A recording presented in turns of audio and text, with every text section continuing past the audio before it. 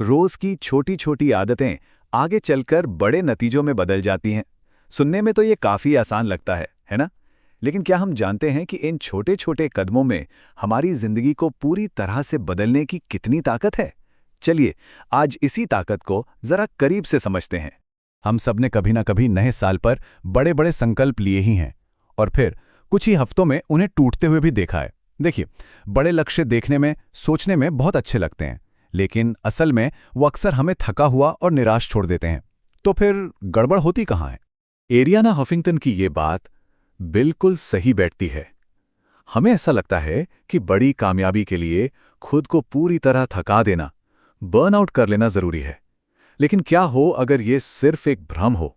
क्योंकि साइंस और तजुर्बा दोनों ही ये बताते हैं कि सफलता का रास्ता इससे कहीं ज्यादा आसान और टिकाऊ है।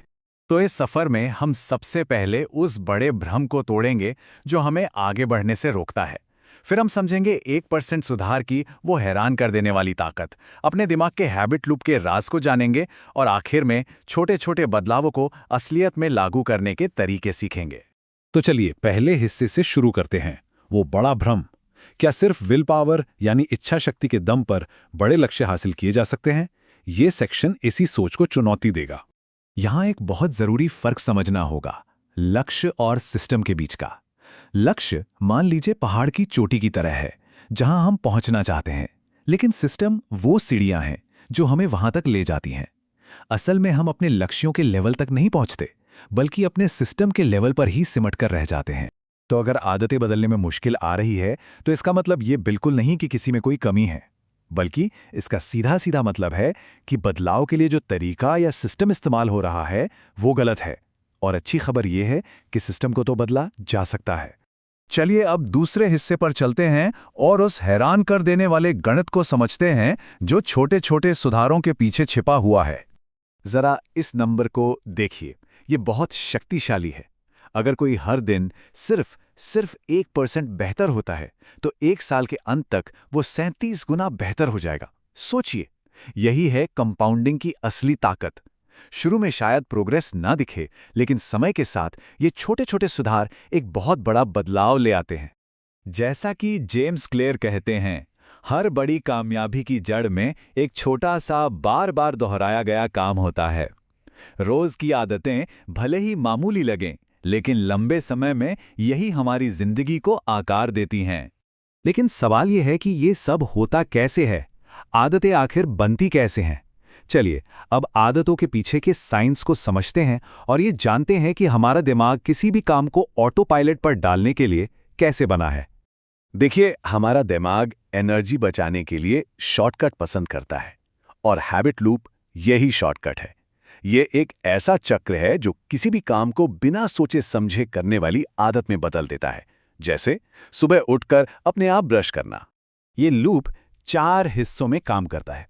पहला है क्यू या संकेत, जैसे फोन पर कोई नोटिफिकेशन आना।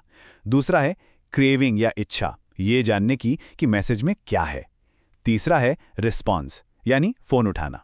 और चौथा है रिवॉर्ड या इनाम, यानी मैसेज पढ़कर जो तसल्ली मिलती है। ये चक्र जितनी बार दोहराया जाता है, आदत उतनी ही पक्की होती चली जाती है। और इस पूरे लूप को चलाने वाला केमिकल है डोपामाइन। हम अक्सर इसे खुशी का केमिकल समझ लेते हैं, लेकिन ये गलत है। असल में ये प्रेरणा का केमिकल है। ये इनाम की उम्मीद जगाता है जो हमें काम करने के लिए मजबूर करता है। क्रेविंग की असली वजह यही डोपामाइन है। तो अब जब हम थ्योरी समझ गए हैं, तो चलिए इसे प्रैक्टिकल बनाते हैं। इस जानकारी को हम अपने फायदे के लिए कैसे इस्तेमाल कर सकते हैं, ये सेक्शन आदतें बनाने का एक टूल किट देगा। ये है काइज़न का जापानी सिद्धांत, जिसका मतलब है लगातार सुधार। मतलब ये कि बड़े और डरावने बदलाव करने की जगह छोटे छोटे आसान सुधारों पर ध्यान दो। ये हमें बर्नआउट से बचाता है। और ये सिर्फ एक टेक्निक नहीं, बल्कि सोचने का एक तरीका है। काइज़न से 2 बहुत ही सिंपल नियम निकलते हैं।